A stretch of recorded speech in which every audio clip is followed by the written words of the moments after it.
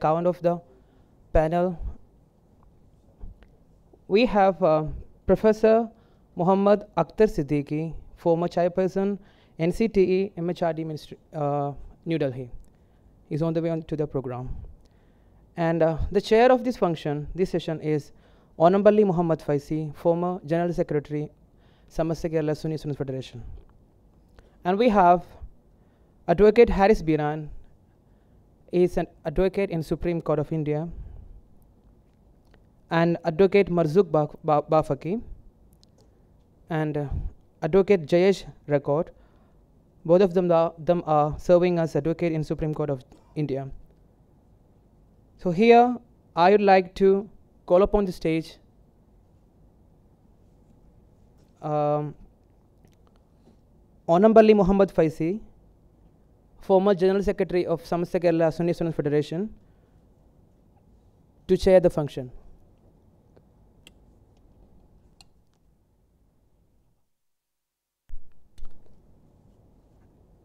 It's okay. All right. So here,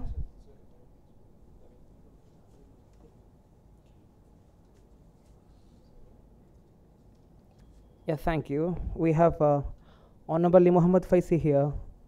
So I'd like to invite him to chair the function. He is the former, as I said before, he's the former General Secretary, Samasta Kerala Sunni Students Federation, and he's an eminent scholar in Sanskrit. So I'd like to invite him to chair the function.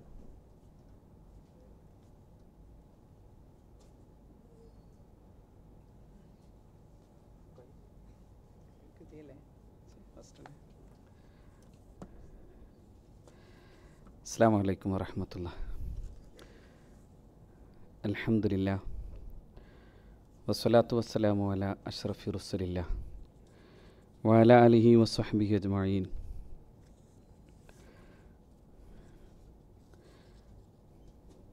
Our distinguished guest of this function and other dignitaries of the dais and my students, we are discussing about the Constitution and justice. As all of us know, India is a great land of diversity, where the people of different walks of life in terms of religion, caste and creed and culture were living with peaceful coexistence even before the Vedic period. As a former President K. Radhakrishnan clearly stated that from the time of Rigveda period, India has been the homeland of religious diversity till today. Coming to the scenario of post-independence India, the founders of our constitution were very conscious about the glorious tradition of our country. The Constitution of India was adopted on November 26, 1949. The Indian Constitution is unique in its content and spirit. Through borrowed from almost every constitutions of the various nations, the Constitution of India has several silent features that distinguish it from the Constitution of other countries. Dr. B.R. Ambedkar, the chief architect of our Constitution, is the man of millennium for social justice in the sense that he became the deliverer of the Dalits, the erstwhile untouchables, other backward classes and women, constituting 95% of Hindu population. That big segment of population had been forced to live at a subhuman level from time immemorial under caste system. The preamble of our Constitution clearly denotes the intention of the makers of our Constitution. The first sentence of the preamble, "We are the people of India," clearly declares the necessity of inclusiveness of all the people, irrespective of any kind of diversities. Social justice denotes the equal treatment of all citizens without any social distinction based on caste, color, race, religion, sex, and so on. It means absence of privileges being extended to any particular section of the society and the improvement in the condition of backward classes and women. Social justice is the foundation stone of Indian Constitution. Indian Constitution makers were well known to the use and minimality of various principles of justice. They wanted to search such form of justice which could fulfill the expectation of all revolutions. Pandit Jawaharlal Nehru put an idea before the Constituent Assembly. First work of the Assembly is to make India independent by a new constitution through which starving people will get complete meal and clothes, and each Indian will get best option that he can progress himself. The Constitution of India has solemnly promised to all its citizens justice, social, economic and political, liberty of thought, expression, belief, faith and worship, equality of status and opportunity, and to promote among all the fraternity, assuring the dignity of the individual and the unity of the nation. The Constitution has attempted to attune the apparently conflicting claims of socio-economic justice and of individual liberty and fundamental rights by putting some relevant provisions. Article 19 enshrines the fundamental rights of the citizens of this country. The 7 sub-clauses of Article 19(1) guarantee the citizens 7 different kinds of freedom and recognize them as the fundamental rights.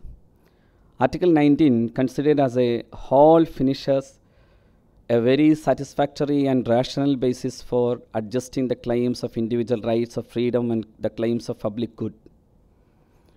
Article 25 to 30 are very important for minorities to make them part of constructive nationalism.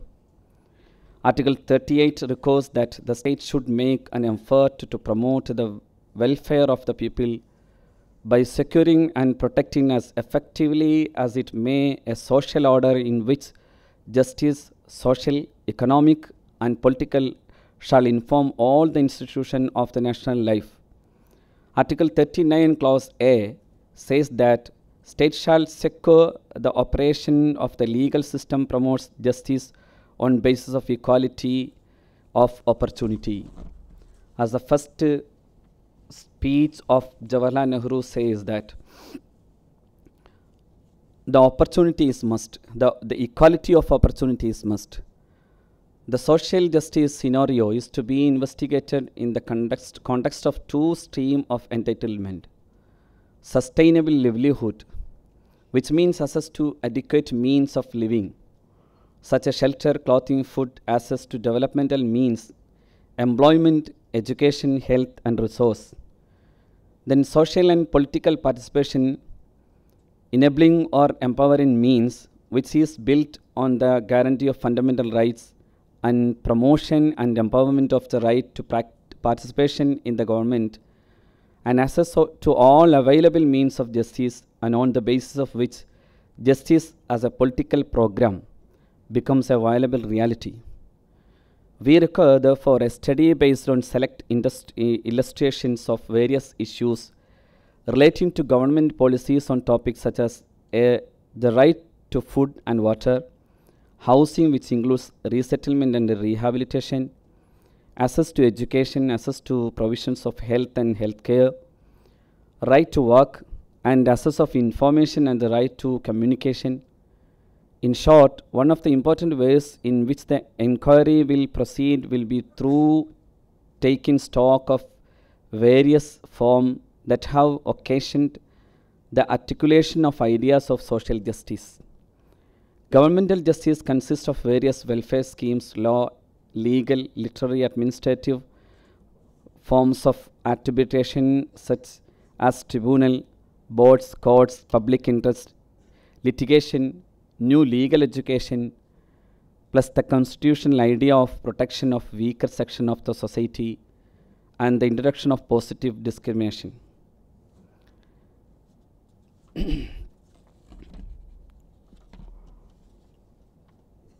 The concept of social justice also encompasses firm commitment to the protection of human rights and civil liberties, disabilities and problems of other groups like the physically disabled, child labor, tribals, and those affected by the environmental pollution also from the agenda of social justice.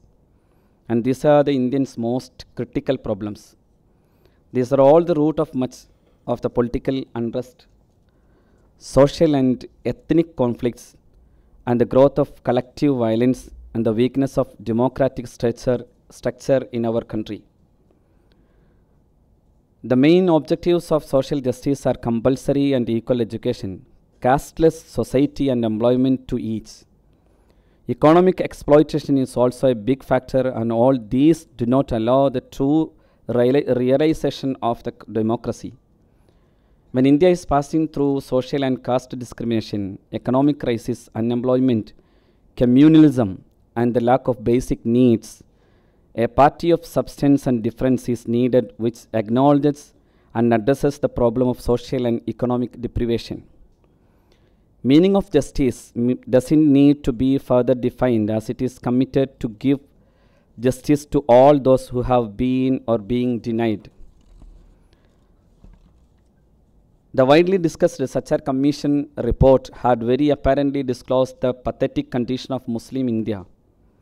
Instead of executing suggestions of the Commission, the political parties utilized it for their own vested interest. The mob lynching has become usual practice in our country.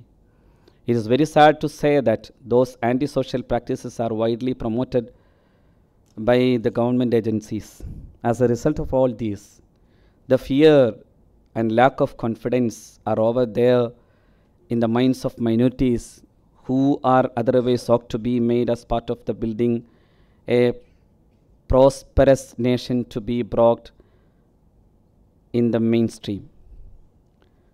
The central government is passing laws on daily basis so as to lead the backward classes to more pathetic condition.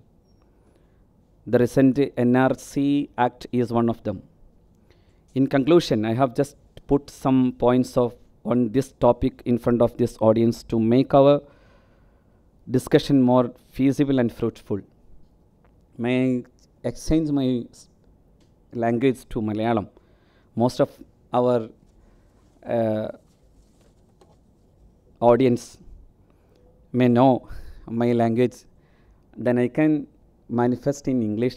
I can manifest in my ideas in Malayalam.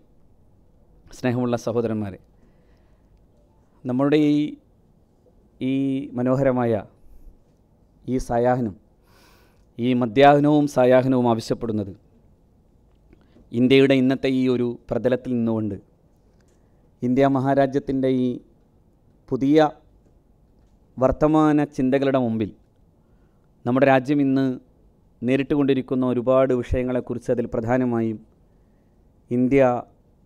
ഇന്ത്യയിലെ ഒരുപാട് പൗരന്മാർക്ക് നിഷേധിക്കപ്പെടുന്ന സാമൂഹിക നീതിയെക്കുറിച്ചൊക്കെ സംസാരിക്കാൻ വേണ്ടിയാണ് നമ്മളിന്ന് ഇവിടെ ഒരുമിച്ച് കൂടിയത്. ഞാൻ നേരത്തെ സൂചിപ്പിച്ച പോലെ നമ്മുടെ രാജ്യത്തിൻ്റെ ഒരു പവിത്രമായ അതിൻ്റെ പാരമ്പര്യം, എത്രയോ കാലങ്ങൾക്ക് മുമ്പ് തന്നെ നമ്മുടെ രാജ്യം എല്ലാ വിഭാഗം ജനങ്ങളെയും ഒരുമിച്ച് ചേർത്ത് കൊണ്ടുപോകുന്ന ഒരു നാടാണ്. ഇൻക്ലൂഷനാണ് ഇന്ത്യയുടെ ഒരു പാരമ്പര്യം എന്ന് നമുക്ക് പറയാനാവും.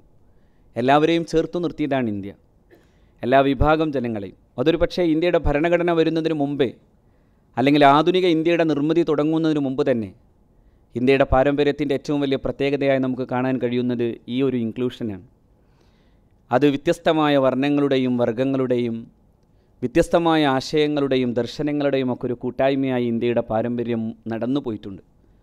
അതുകൊണ്ടാണ് ഞാൻ നേരത്തെ സൂചിപ്പിച്ച പോലെ ഇന്ത്യയുടെ അഭ്യുന്നതനായ മുൻ പ്രസിഡൻറ്റ്, ഇന്ത്യയുടെ എക്കാലത്തെയും പ്രഗത്ഭനായ ഫിലോസഫർ ഡോക്ടർ രാധാകൃഷ്ണൻ അദ്ദേഹത്തിൻ്റെ ഇന്ത്യയുടെ ഈ ചരിത്രത്തെയും ദർശനത്തെയും കുറിച്ച് പറയുന്ന ഗ്രന്ഥത്തിൽ അദ്ദേഹം സൂചിപ്പിച്ച പോലെ from the period of Rigveda till today, India has been the homeland of religious diversity.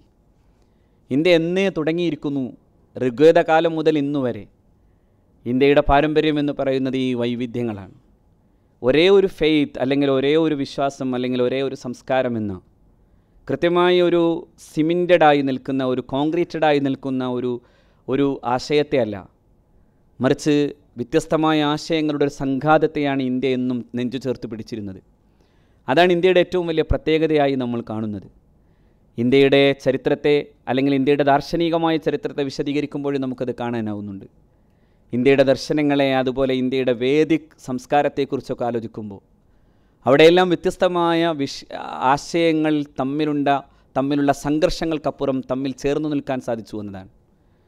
വ്യത്യസ്തരായ ആളുകൾ, ചാർവാകന്മാരും അതുപോലെ വൈശേഷികന്മാർ, അതുപോലെ അദ്വൈതവാദികൾ, ദ്വൈതവാദികൾ, വിശിഷ്ടാദ്വൈതവാദികൾ, ഇതൊന്നും ആധുനിക ഇന്ത്യയുടെ മാത്രം ചിത്രമല്ല. ഇന്ത്യയുടെ പാരമ്പര്യത്തിൻ്റെ ഇന്നലകളുടെ ചിത്രത്തിൽ നമുക്ക് കാണാൻ സാധ്യമാകുന്ന ഒന്നാണ്. അങ്ങനെ പോകുന്ന ഒരു രാജ്യം അതിനപ്പുറത്ത് ഇപ്പോൾ അപരത്വ നിർമ്മിതിയുടെ ഒരു പുതിയ കാലത്തിൻ്റെ ഭീതിയുടെ മുമ്പിൽ നിൽക്കുന്നു എന്നതിൻ്റെ മുമ്പിലാണ് ഈ ചർച്ച ഏറ്റവും പ്രസക്തമാകുന്നത്. നമ്മുടെ രാജ്യത്തിൻ്റെ ഭരണഘടന നൽകുന്ന ഒരു വലിയ ആത്മവിശ്വാസം അത് നഷ്ടപ്പെട്ടു പോകുമോ എന്ന് ഭയക്കേണ്ടി വരുന്ന ഒരു കാലത്ത് നമുക്ക് ജീവിക്കേണ്ടി വരുന്നു എന്നതാണ്. ഞാൻ എൻ്റെ ഈ പ്രസംഗത്തിൽ ആദ്യം സൂചിപ്പിച്ചതുപോലെ ഇന്ത്യയുടെ ഭരണഘടനയുടെ പ്രയാമ്പിൾ എത്ര മനോഹരമായി തുടങ്ങുന്നുവെന്നോ, we the people of India എന്ന് പറഞ്ഞു തുടങ്ങുകയാണ്.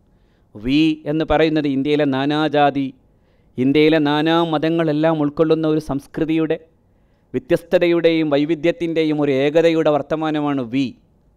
ഇന്ത്യയിലെ എല്ലാ ജനവിഭാഗങ്ങളെയും ഒരുമിച്ച് ചേർത്തുകൊണ്ടാണ് ഞങ്ങൾ എന്ന് പറയുന്നത്. ആ ഞങ്ങളാണ് ഇന്ത്യയുടെ ഭരണഘടനയുടെ വിധാതാക്കൾ. ആ ഞങ്ങളുണ്ടാക്കിയ ഭരണഘടനയുടെ പ്രത്യേകതയും അതാണ്. എല്ലാവർക്കും അവരവരുടെ മതസ്വാതന്ത്ര്യത്തെയും ആചാര സ്വാതന്ത്ര്യത്തെയും അനുവദിച്ചു തരുന്നൊരു ഭരണഘടന. എല്ലാവരുടെയും സാമൂഹിക നീതിയെക്കുറിച്ചും വിദ്യാഭ്യാസ പുരോഗതിയെക്കുറിച്ചും പറയുന്നൊരു ഭരണഘടന. All persons are equally entitled to freedom of conscience and the right freely to practice, profess and propagate religion. ഇന്ത്യയിൽ ജീവിക്കുന്ന ആർക്കും അവരുടെ മതം അനുശാസിക്കാനും അനുഷ്ഠിക്കാനും പ്രഘോഷണം ചെയ്യാനും ഒക്കെയുള്ള സ്വാതന്ത്ര്യം നൽകപ്പെട്ട ഒരു ഭരണഘടന. സംസ്കൃതികളെ ഒരുമിച്ച് ചേർക്കാൻ കഴിയുന്ന ഒരു ഭരണഘടന. ദുർഭാഗ്യവശാൽ ഇന്ന് നമ്മൾ കാണുന്നത് അതിനപ്പുറം. നമ്മളിന്ന് മനസ്സിലാക്കേണ്ടി വരുന്നത് ഏതെങ്കിലും ഒരു പ്രത്യേക സമൂഹമായി തിരിയുമ്പോൾ ആ സമൂഹത്തെ അവരെ മാത്രമായി സൈഡ് ലൈൻ ചെയ്യപ്പെടുകയും പാർശ്വവൽക്കരിക്കപ്പെടുകയും ചെയ്തുകൊണ്ട് തന്നെ അവരെ മാറ്റി നിർത്താൻ ആവശ്യമാകുന്ന തരത്തിലുള്ള ഒരു രാഷ്ട്രീയ പ്രക്രിയയായി നമ്മുടെ രാജ്യം ഇന്ന് അനുഭവിക്കുകയാണ്. ആ രാഷ്ട്രീയ പ്രക്രിയയാണ് നമ്മുടെ ഏറ്റവും പ്രധാനപ്പെട്ട ഒരു അപകടമായി നമ്മൾ കാണുന്നത്.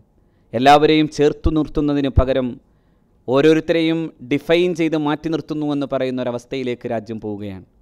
ഈ അപകടകരമായൊരു ദശാസന്ധിയിലെ, അല്ലെങ്കിൽ ഇപ്പോൾ നിങ്ങൾ അനുഭവിക്കുന്ന ഈ ദശാസന്ധിയിൽ ഞാൻ ദീർഘമായി പ്രസംഗിക്കുന്നത് ശരിയല്ല എന്ന ബോധ്യമുള്ളതുകൊണ്ട് നമ്മുടെ രാജ്യം ഒന്നായി നിൽക്കണമെന്ന ബോധ്യത്തിൽ, നമ്മുടെ രാജ്യത്തെ ഏറ്റവും പാവപ്പെട്ടവനും സാമൂഹിക നീതിയുടെ വഴി കൃത്യമായി ലഭ്യമാകണം എന്ന ബോധ്യത്തിൽ നമ്മൾ മതപരമായോ അല്ലെങ്കിൽ ഏതെങ്കിലും അർത്ഥത്തിലുള്ള വൈവിധ്യങ്ങളുടെ പേരിലോ മാറ്റി നിർത്തപ്പെടേണ്ടവരല്ല എന്ന ബോധ്യത്തിലാണ് ഈ ചർച്ച കൂടുതൽ പ്രസക്തമാകുന്നത്.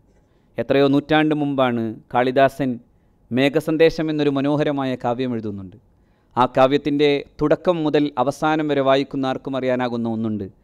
കാളിദാസൻ ഒരു മേഘം ഒരു യക്ഷൻ ഒരു മേഘത്തോട് സംസാരിക്കുന്ന രീതിയിലാണ് അത് തുടങ്ങുന്നത്.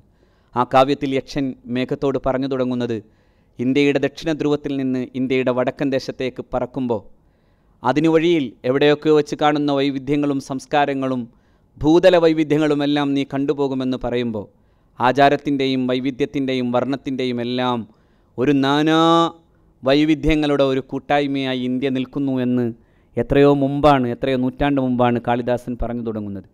അതുകൊണ്ട് ഇന്ത്യയുടെ വൈവിധ്യം നിലനിൽക്കാൻ, ഇന്ത്യയിലെ സാമൂഹിക നീതി, ഇനിയും നാം കാണാത്ത സാമൂഹിക ജീവിതത്തിൻ്റെ നന്മകൾ പ്രസരിപ്പിക്കാൻ, ഇന്ത്യയുടെ സ്വാതന്ത്ര്യ പുലരിയുടെ ആദ്യത്തെ ദിവസം ഇന്ത്യയുടെ പ്രധാനമന്ത്രിയാകാൻ നിയുക്തനായ പണ്ഡിറ്റ് ജവഹർലാൽ നെഹ്റുവിൻ്റെ പ്രസംഗത്തിൽ കാണുന്നത് പോലെ the service of India means the service of millions who Zafar.